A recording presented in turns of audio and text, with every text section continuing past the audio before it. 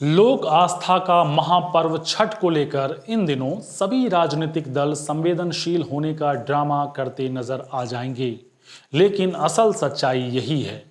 आपके स्क्रीन पर नजर आ रही ये तस्वीरें स्वर्गलोक की नहीं हैं और ना ही बादलों के बीच की हैं। सोशल साइट्स पर ज्ञानेंद्र शुक्ल ने कमेंट करते हुए लिखा है कि यह तस्वीर शायद त्रेता द्वापर सतयुग से भी करोड़ों वर्ष पहले की हैं, जब बादल धरती पर हुआ करते थे और छठ पूजा के लिए मनुष्य यमुना में कुछ यूं उतरता था। बताते हैं घनघोर तप, प्रचंड परिश्रम, खूंखार ईमानदारी, भीषण निष्ठा से कलयुग में ऐसा ही दृश्य निर्मित करने में एक परतापी चक्रवर्ती सम्राट को सफलता वरण हो चुकी है। आखिर क्या वजह है कि 3,000 करोड़ रुपए से ज्यादा खर्च होने के बावजूद यमुना साफ नहीं हो पाई है? यूपी बिहार के लोगों की मजबूरी देखिए। सभी लोग एक साथ अपने गांव घर जा नहीं सकते, रेल में टिकट अवेलेबल नहीं है, जो लोग जा रहे हैं वो काला पानी की सजा भुगतते जा रहे हैं। बसों की हालत भी कुछ ऐसी ही है। बस के अंदर से लेकर ऊपर तक लोग ठूंसे हुए हैं। आपदा में अवसर ढूंढने वाले बस मालिकों और एयरलाइंस कंपनियों ने बस किराया भी दोगुना कर दिया है। और तो और छठ पूजा के दौरान पटना, गया, दरभंगा और पीएम मोदी के संसदीय क्षेत्र बनारस जाने वाली फ्लाइट का किराया भी 3 गुना हो गया है। ऊपर से ऐसे हालात, वहीं राजनीतिक दल छठ पूजा के बहाने घाट सफाई को लेकर फंड खेल खेल रहे हैं। नमस्कार, मैं दीपक सिंह सरोची। यूपी बिहार के लोगों के लिए छठ पूजा का महत्व इन तस्वीरों से तो समझ ही गए होंगे आप।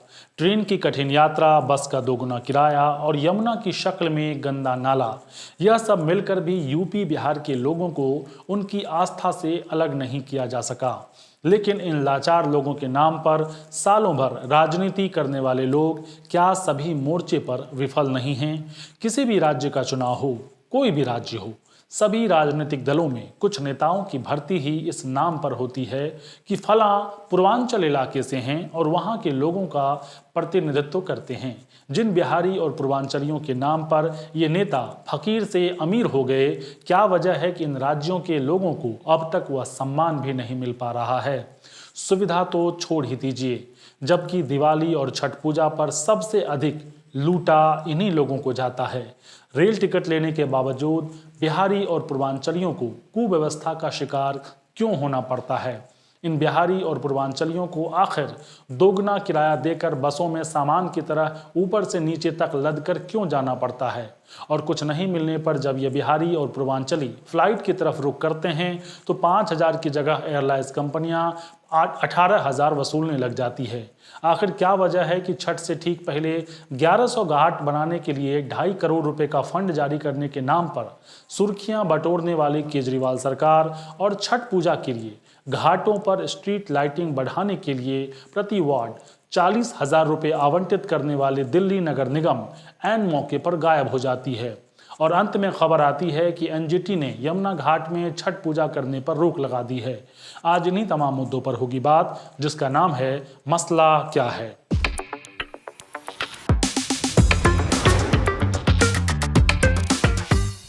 आज यानी 28 अक्टूबर से 4 दिवसीय छठ पूजा की शुरुआत हो गई है। 30 और 31 अक्टूबर को व्रत रखने वाली महिलाएं और पुरुष कमर तक पानी में खड़े होकर डूबते और उगते सूर्य को अर्घ्य देंगे। पूरे देश में बिहार, झारखंड और पूर्वी उत्तर प्रदेश के लोग हर साल कार्तिक मास के शुक्ल पक्ष की षष्ठी तिथि को यह त्योहार मनाते हैं। श्रद्धालुओं को छठ पूजा का इंतजार रहता है, लेकिन राजनीति करने वाले लोगों को यानी कि नेताओं को इस महापर्व का बेसब्री से इंतजार रहता है। पिछले शुक्रवार को सीएम केजरीवाल ने आनन फानन में एक ट्वीट किया और बताया कि यमुना के घाटों पर पहले की तरह अब छठ पूजा मनाई जा सकेगी, जबकि एलजी से परमिशन ली ही नहीं गई थी। इस हड़बड़ी की कुछ राजनीतिक मजबूरी रही होगी। बाद में दिल्ली सरकार के राजस्व मंत्री कैलाश गहलोत ने छठ पूजा के लिए एक प्रस्ताव तैयार किया और उसकी मंजूरी के लिए सीएम की अनुशंसा के साथ एलजी के पास भेजा। तब जाकर 27 अक्टूबर को दिल्ली के उप राज्यपाल वीके सक्सेना ने यमुना किनारे बने कुछ चुनिंदा घाटों पर छठ पूजा के आयोजन की अनुमति दी। एलजी ने दिल्ली सरकार को यह भी निर्देश दिए हैं कि वह यमुना किनारे सभी छठ पूजा घाटों पर साफ सफाई, पीने के पानी व अन्य जरूरी सुविधाओं का इंतजाम करें ताकि श्रद्धालुओं को परेशानी का सामना न करना पड़े।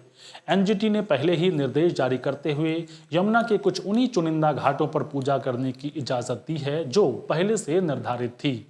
ऐसे में एलजी ने सीएम केजरीवाल को जल्दबाजी से बचने की सलाह देते हुए कहा कि बिना सोचे समझे ट्वीट ना करें, प्रशासनिक प्रक्रियाओं के पूरा होने तक धैर्य रखें क्योंकि उससे लोगों के बीच भ्रम पैदा होता है।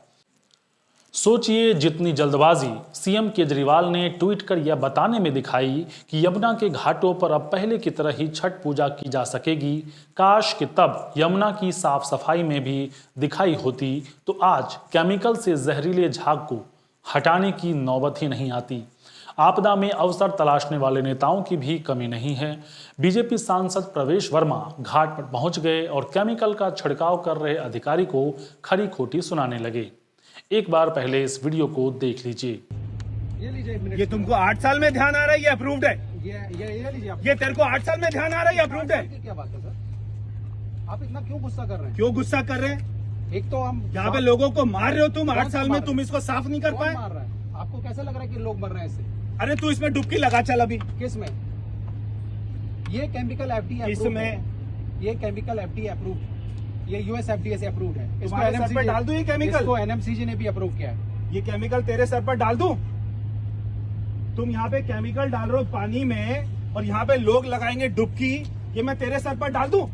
किसके? ये अप्रूव्ड है, यहाँ पे अपना कर रहा है, अप्रूव्ड है। शर्म नहीं आती तुम्हें? शर्म की क्या बात है? ये एनएमसीजी के मिले, एनएमसीजी से अप्रूव्ड है। हालांकि बीजेपी सांसद के इस रवैये को देख वहां के स्थानीय लोगों ने ही उन्हें घेर लिया। उन्होंने बीजेपी सांसद प्रवेश वर्मा से सवाल पूछा कि आप इस घाट पर कितने दिन आए हो, साफ सफाई के लिए क्या किया? फिर क्या था? अब तक अधिकारियों की ऐसी तैसी करते नजर आ रहे सांसद महोदय ने अपनी उपस्थिति बतलाने के लिए कार्यकर्ताओं को आगे कर दिया। एक बार पहले यह वीडियो देख लीजिए। काम कर रहे हैं ना, पूरे कल से बंदा यहाँ पे खड़ा है, मैं कल से यहाँ पे देख रहा हूँ। मैं आता हूँ यमुना जी की सफाई करने हर शनिवार संडे, अकेला आता हूँ, मेरी टीम है। 8 साल से इनको अब आया ध्यान 8 में साल करने की के मत लिए। आज का देखिए ना, 8 साल पहले क्या हो रहा था वो मत देखिए, आज जो हो हमारी रहा पार्टी के कार्यकर्ता आते ना यहाँ पे साफ सफाई करने। कौन आता है सर? कोई नहीं आता कभी। आपको नहीं दिखाई सर मैं हमारी यहाँ पार्टी रोज के- रहता हूँ, मैं यही मैं आया हूँ, खुद सर। आया हूँ अपने पार्टी के कार्यकर्ताओं के साथ में। आज आप आए हो? मैं आया हूँ पार्टी के आज आप कार्यकर्ताओं आए हो? के साथ में। आज आप आए हो सर, आज आप आए हो। सर एवरी सैटरडे संडे आते हैं, आपको वीडियो भी दिखा सकते हैं हम। सुनिए सर, मैं इसलिए बात अच्छा तो आप चाहते हैं कि ऐसे ये ठीक चल रहा है? नहीं, हम चाहते हैं और बेहतर। तुम चाहते हो ठीक चल रहा हम है? चाह रहे हैं कि यमुना जी साफ हो जाए, कोई भी करे, कोई भी पार्टी करे, हमें प्राकृतिक स्वच्छ चाहिए। हमें ये नहीं कि हम इस पार्टी से केमिकल मिलाने से स्वच्छ हो जाएगा। भाई केमिकल और क्या मिलाने से स्वच्छ होगा? ये केमिकल ये खतरनाक कौन है। सा केमिकल आपको पता है? हाँ पता है, कौन सा इससे केमिकल? झाग खत्म हो गया, लेकिन ये इसके कौन लिए सा तो केमिकल आप बताओ? न्यूज चैनलों पे नहीं आ रहा है क्या? आप बताओ कौन सा केमिकल है? न्यूज चैनलों पे नहीं आ आपको रहा पता है ही क्या? नहीं केमिकल आप बता दो ना कौन सा है। आपको पता है कौन सा केमिकल है? यूएसए से आया हो सर्टिफाइड हो कि आप कुछ भी बोले जा रहे हो? भैया पहले समझो, अधिकारी एक बंदा है, इतना ऊपर पोस्ट है, क्या करके आया? नेता नहीं बन के काम चलता है। जिस रसायन से फोम साफ किया जा रहा है वह जहरीला है कि नहीं, और यूएस ईपीए यानी कि यूएस एनवायरमेंटल प्रोटेक्शन एजेंसी ने इसके इस्तेमाल की हरी झंडी दी है कि नहीं, इसको लेकर ना ही अधिकारी सही बता रहे हैं, ना ही सांसद महोदय को पूरी जानकारी है, और जनता तो ठहरी ही बेचारी। लेकिन जब एक नागरिक ने सवाल पूछा तो जवाब ढूंढा गया। मीडिया रिपोर्ट्स के मुताबिक केमिकल सिलिकॉन डिफॉर्मर, जो कि एक कारपेट डिफॉर्मर है, यह यूएसए में बनी है, लेकिन यूएस ईपीए ने इसका इस्तेमाल मानव स्किन पर नहीं किया है और ना ही इसे जल स्रोत के लिए सही बताया है। दिल्ली जल बोर्ड को इस बारे में कोई जानकारी नहीं है। बाद में आम आदमी पार्टी ने भी फोम हटाने के लिए केमिकल के इस्तेमाल को वैज्ञानिक रूप से सिद्ध मानने से इनकार कर दिया। यही वजह है कि सोशल मीडिया पर सीएम केजरीवाल को लोग अब ट्रोल कर रहे हैं। नॉक्टर्नल सोल नाम के एक ट्विटर यूजर ने एक साबुन कंपनी की विज्ञापन वाली फोटो डालते हुए लिखा है, शूटिंग का नया लोकेशन दिल्ली की यमुना नदी। परिहार राजपूत नाम के एक अन्य यूजर ने लिखा, कभी कभी किसी को एक मौका देना जिंदगी बर्बाद कर देता है। दीक्षा नेगी नाम की एक यूजर लिखती हैं, दिल्ली सरकार कई सालों से 5 वर्षीय यमुना सफाई का गाना गा रही है, लेकिन हर बार ऐसा करने में विफल रही है। 2015 में केजरीवाल सरकार ने वादा किया था कि 5 सालों में यमुना साफ हो जाएगी। अब 2022 है और हालात खुद देख लीजिए। वहीं डॉक्टर टीना कपूर शर्मा नाम की एक यूजर ने सीएम अरविंद केजरीवाल के वह 5 बयानों वाला वीडियो डाला है। एक बार वह बयान सुन लीजिए। साफ किया जाएगा, यमुना साफ कर सकते हैं। यमुना हमारे लिए पवित्र नदी है। यमुना के दोनों तटों पर छोटी छोटी झील बनाई जाएंगी और मुझे उम्मीद है आप हमें 5 साल दीजिए।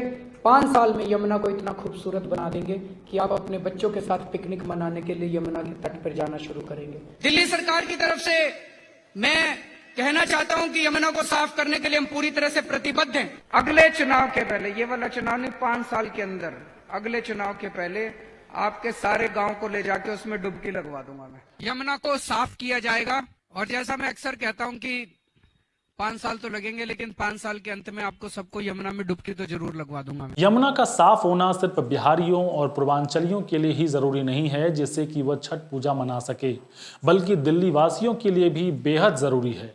दरअसल यमुना नदी के दिल्ली खंड वजीराबाद बैराज से लेकर ओखला बैराज तक लगभग 22 किलोमीटर का यह हिस्सा राजधानी के लिए कच्चे पानी का मुख्य स्रोत है। मीडिया रिपोर्ट्स के मुताबिक मोटे तौर पर दिल्ली की पानी आपूर्ति का 70% हिस्सा यहीं से आता है, जबकि 76% नदियों के प्रदूषण के लिए भी यही खंड जिम्मेदार है।